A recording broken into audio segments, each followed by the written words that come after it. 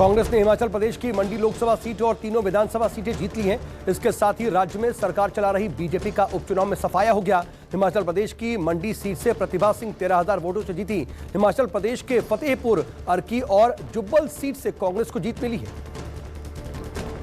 हिमाचल में बीजेपी को मिली करारी हार पर सीएम जयराम ठाकुर ने बड़ा बयान दिया है। उन्होंने कहा कि हम महंगाई की वजह से चुनाव हार गए हैं। कांग्रेस ने महंगाई को बड़े हथियार के रूप में इस्तेमाल किया। हार पर मंथन किया जाएगा। हिमाचल में कांग्रेस को मिली शानदार जीत पर राजीव शुक्ला बोले, हिमाचल में कांग्रेस की जीत राष्ट्रीय संकेत है। उपचुनाव में कांग्रेस की जीत सीएम जयराम की हार है। मतलब साफ है कि हिमाचल के लोग बीजेपी को नकारने लगे हैं। बीजेपी तेल की कीमतों से उगाही कर रही है। देश की सारी संपत्ति बीजेपी बेच रही है। इसीलिए लोग अब बदलाव चाहते हैं। पश्चिम बंगाल में चारों सीट पर टीएमसी जीती। टीएमसी समर्थकों ने कोलकाता की सड़कों पर गुलाल खेला। ममता बनर्जी ने ट्वीट करके कहा, जीत से पता चलता है कि बंगाल हमेशा प्रचार और नफरत की राजनीति पर विकास और एकता को चुनेगा।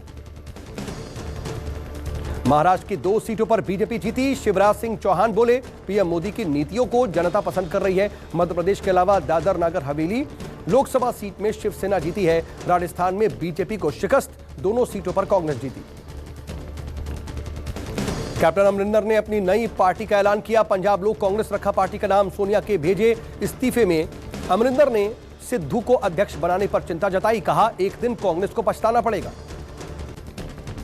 कई दिनों बाद साथ साथ नजर आए पंजाब के सीएम चरणजीत सिंह चन्नी और नवजोत सिंह सिद्धू। चन्नी और सिद्धू एक हेलीकॉप्टर से एक साथ बाबा केदारनाथ के दर्शन करने पहुंचे। सिद्धू और चन्नी ने केदारनाथ में पूजा अर्चना की। महाराष्ट्र के पूर्व गृह मंत्री अनिल देशमुख को कोर्ट ने 6 नवंबर तक ईडी की कस्टडी में भेज दिया है। कल देर रात 12 घंटे की पूछताछ के बाद अनिल देशमुख को गिरफ्तार किया गया था। जबरन वसूली और मनी लॉन्ड्रिंग के आरोपों में ईडी ने गिरफ्तारी की थी। महाराष्ट्र के डिप्टी सीएम अजीत पवार पर आयकर विभाग ने शिकंजा कस दिया है। आयकर विभाग ने अजीत पवार को 1000 करोड़ की संपत्ति सीज करने का नोटिस दिया है। अजीत पवार की 5 संपत्तियों को कुर्क करने का भी आदेश दिया गया है।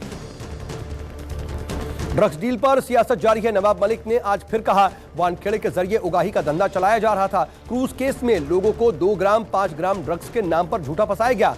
ड्रग्स का खेल बिना राजनीतिक संरक्षण के संभव नहीं है। मेरे अंडरवर्ल्ड के साथ भी कोई संबंध नहीं है। मुंबई एनसीबी के zonal director Sameer Wankhede NCB दफ्तर पहुंचे। वानखेड़े ने नवाब मलिक के सभी आरोपों को बेबुनियाद बताया है। उन्होंने कहा कि हम अपना काम पहले की तरह करते रहेंगे। प्रधानमंत्री नरेंद्र मोदी के विदेश दौरे का आखिरी दिन। ग्लासगो में जलवायु परिवर्तन पर बोले पीएम मोदी, सभी देशों के लिए यह बहुत बड़ा खतरा। पीएम मोदी ने कहा कि इंफ्रास्ट्रक्चर फॉर रेसिलिएंट आइलैंड स्टेटस का लॉन्च एक नई आशा जगाता है, नया विश्वास देता है। अयोध्या में दीपोत्सव की तैयारियां तेज हो गई हैं। 28 घाटों पर ट्रकों से दिए पहुंचाए गए। दीपोत्सव के साथ ही राम की शोभा यात्रा निकाली जाएगी। दिवाली के मौके पर अयोध्या में इस बार 8,51,000 दिए जलाकर के रिकॉर्ड बनाया जाएगा। करीब 10 महीने बाद एक दिन में सबसे कम 10,000 कोरोना के मामले सामने आए हैं। आंकड़े एक दिन में 443 कोरोना मरीजों की हालांकि मौत भी हुई है, जबकि 15,000 से ज्यादा लोग ठीक होकर के घर पहुंचे हैं। एक्टिव मरीजों की संख्या घट करके 1,53,000 रह गई है। देश में 11 करोड़ लोगों ने कोरोना वैक्सीन की दूसरी डोज नहीं लगवाई है, जिसके लिए आज से घर घर वैक्सीनेशन अभियान चलाया गया है। कोरोना वैक्सीनेशन को लेकर के कई जिलों में खराब प्रदर्शन को देखते हुए स्वास्थ्य मंत्री ने डोर टू डोर अभियान की शुरुआत की है। जनता पर महंगाई की मार लगातार जारी है। आज लगातार 7वें दिन पेट्रोल के दाम में इजाफा हुआ। आज भी पेट्रोल 35 पैसे महंगा हुआ, जिसके बाद अब दिल्ली में 1 लीटर पेट्रोल 110 रुपए के भी पार पहुंच गया है। धनतेरस के मौके पर सोना चांदी के दामों में भी भारी गिरावट देखने को मिली है। बाजार में सोना 8,300 रुपए सस्ता मिल रहा है। सोना 46,673 रुपए प्रति 10 ग्राम और चांदी 63,014 रुपए प्रति किलो बिक रही है। बाजारों में खरीदारों की भीड़ दिखाई दे रही है।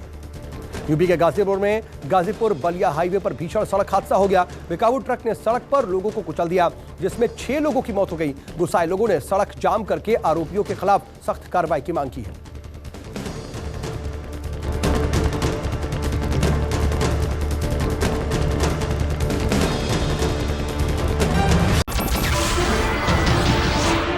नमस्कार, मैं हूं मानक गुप्ता।